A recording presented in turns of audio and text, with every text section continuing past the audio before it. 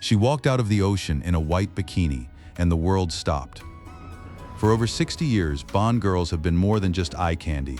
They've been icons, rebels, pioneers. But what happened to them after the credits rolled? Some became legends, some vanished completely, and some lived lives more dramatic than any Bond film. Let's find out. The one who started it all, that white bikini, that knife, that look. Ursula Andress didn't just play a Bond girl, she invented the role. And decades later, she's living a beautifully private life in Rome, unbothered, untouchable, and still stunning.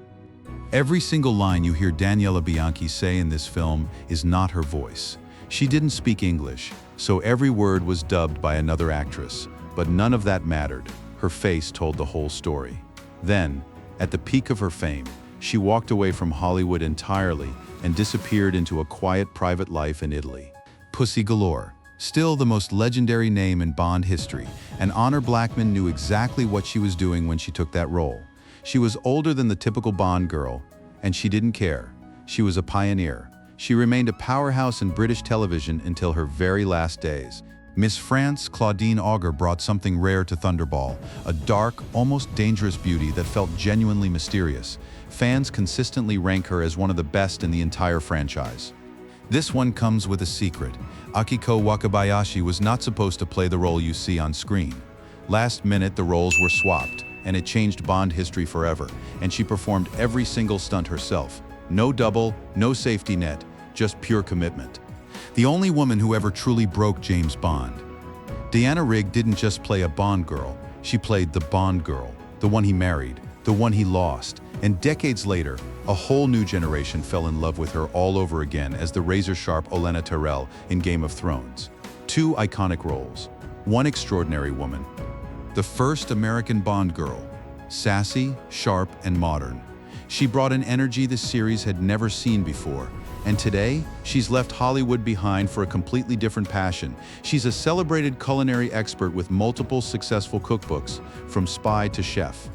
Jane Seymour was only 22 years old when she stepped into the role of Solitaire, a psychic who loses her powers the moment she loses her innocence, and delivered something unforgettable.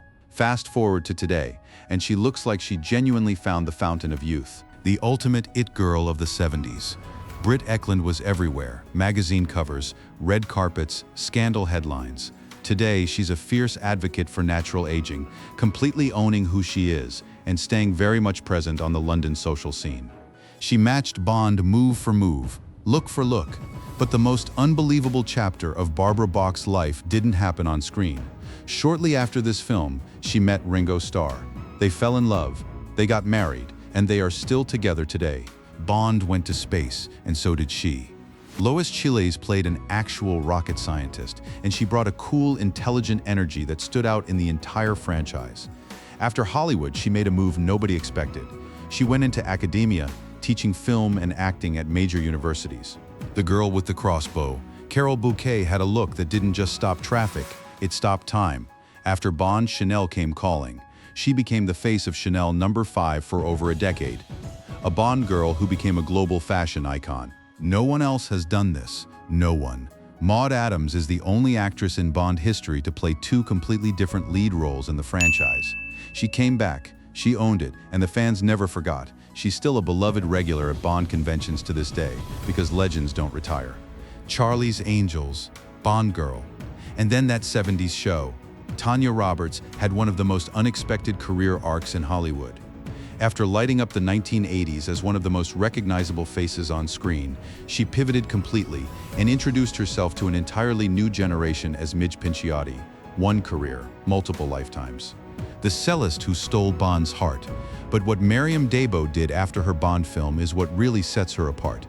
She was so passionate about the women of this franchise that she produced her own documentary, going behind the scenes, tracking down the other Bond girls, telling their stories, not just a Bond girl, a Bond historian.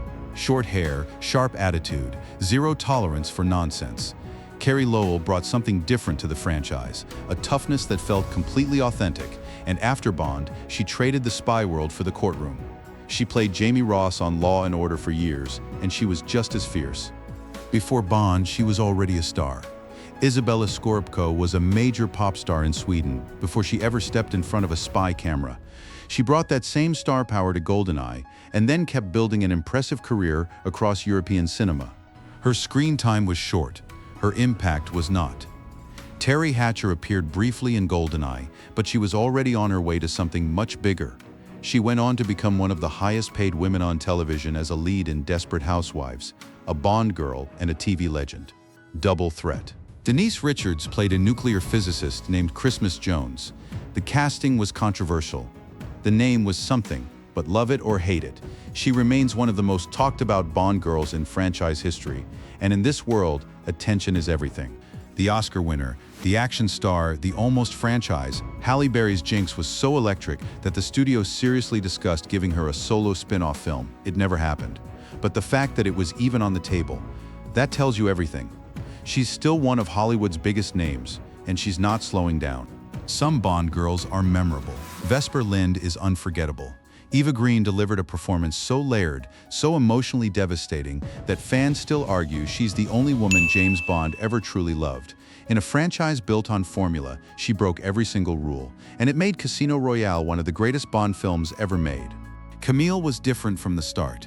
No romance, no seduction, just revenge, cold, focused, and personal. It was a bold choice, and Olga Kurylenko owned every second of it. This role launched her into a massive international career, and she hasn't looked back since. Séverine only had a few scenes, but she left a mark that never faded. Bérénice Marlohe brought a haunting, fragile, tragic beauty to Skyfall that felt like a direct tribute to the Bond girls of the 1960s. Léa Seydoux is the first woman to serve as the primary romantic lead in 2 consecutive Bond films. And she didn't just show up twice, she brought genuine emotional depth to the final chapter of the Craig era, giving Bond something he'd never quite had before, a love story that actually mattered. 10 minutes of screen time, and somehow, Ana de Armas became the most talked about part of the entire film.